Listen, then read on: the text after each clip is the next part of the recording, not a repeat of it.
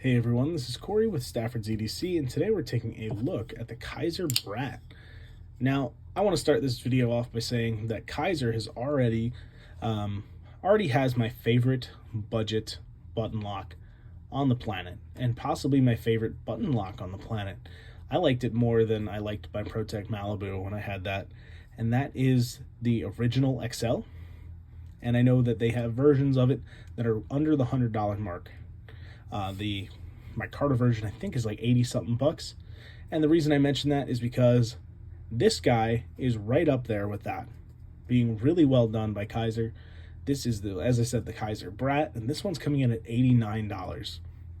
And this is of course a flipper, unlike the original, which is thumb studs and has a button lock. And this is on bearings. The action is phenomenal. The detent is very good on this one. It's very easy to deploy this. Even if you don't put a whole lot of effort into it, it pretty much still deploys. You could probably fail it if you tried. Yeah, if you're like really not putting anything into it. But any amount of effort, it deploys, and everyone loves how fidgety a button lock is. So let's talk a little more about this guy here. You have a 3.15 inch blade with 0.11 inch blade stock, and you're looking at 154 cm on the blade. You can see Brat and Ozzo. I believe Ozzo is the designer on this guy. You can see 154 cm and the Kizer logo here. This is black G10, as you can see, and something you might be noticing is that there's only screws up at the top. There's a little screw here, the pivot, the button lock, and then the same thing on this side. And you can see the pocket clip is screwed in. But something you might not know about this guy is that it is an integral. So this is made from one solid slab of G10, and it is very lightweight for being an integral. Something that you see sometimes when companies do this, which also you never see integral knives for cheap. So the fact that this is under $100 is pretty crazy. They leave a lot of mass on them though.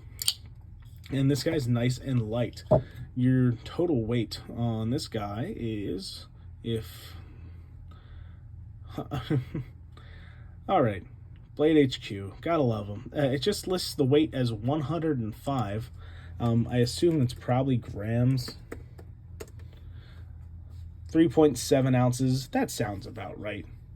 So probably 105 grams, 3.7 ounces, which for a 3.15 inch blade and an overall length of 7.95 inches, where you're starting to approach larger knife size, that's pretty good weight-wise. And the only steel on this, besides the blade, is your hardware up here, and then there is a small threaded inserts that are put down on the bottom for the pocket clip to screw into. So this is very minimal hardware. I know you can do integrals with even less, but this is a budget knife, so let's remember that. $89, 154 cm, button lock integral. Yes, please, sign me up, get one, go get one of these. I know I say that, and I know I'm not going to buy one, but if you buy knives and own knives in this price range, this is like a stupid one to not have. A 3.5 inch blade, just under a 1/2 inch handle, which is plenty of room for my large size hands. And if I choke up to here, which isn't really meant for it, but you can, there is a ton of extra space. This handle's nice and wide and plenty thick that you can really go to work with this one. Really no hot spotting at all, and this texturing on the back of the G10 really helps lock it into your hand, which helps it with this very neutral shape, gives it a lot of an ergonomic feel. It's very boxy almost, but in a good way. You can see it's quite thick, it's quite rectangular, but it fits the hand nicely this way, and I'm a big fan. Now you have a flat grind on here that is quite tall, goes almost all the way up the blade, probably like 85-90%, and then about the halfway point you hit this swedge, so you're never dealing with the full thickness except for the point where those two meet. And on top of that, this does distal taper from there down to a fine point, so this became an excellent slicer. This ate through material with no problem. The thickness that you have here really helps lend to long-term use. It's why like fixed blades are so good to use over time, and you just get no hot spotting from that pocket clip at all, not for my hand. Jimping wise, this is a lot of jimping. There's no reason to have this much, but maybe it's just an aesthetic choice in this case, so you don't have a flat portion of the spine that is that's plain, I guess is what I'm looking to say. So perhaps it's an aesthetic choice, but you certainly don't need to jimp all the way out to here. Just down here would have sufficed, and a little bit more aggressive jimping would have been nice to see as well.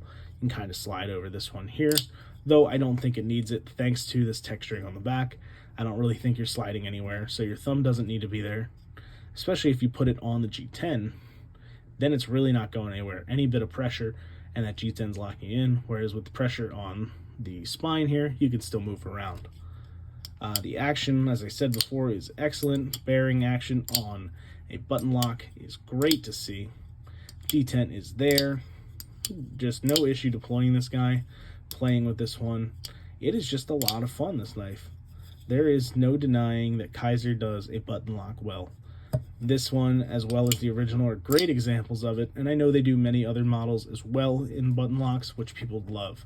So this and the clutch lock, which I did here on the Sheepdog clutch lock, being really well done by Kizer. Better than their frame locks, better than their liner locks. And it's really nice to see them kind of outshining people in areas where they've always had nice designs and collaborations with designers, but to see them really excelling with two different lock types is super cool to see, because they are a brand that got a lot of notoriety and then kind of faded into just being another one of those Chinese brands that people buy from that maybe does some OEM work.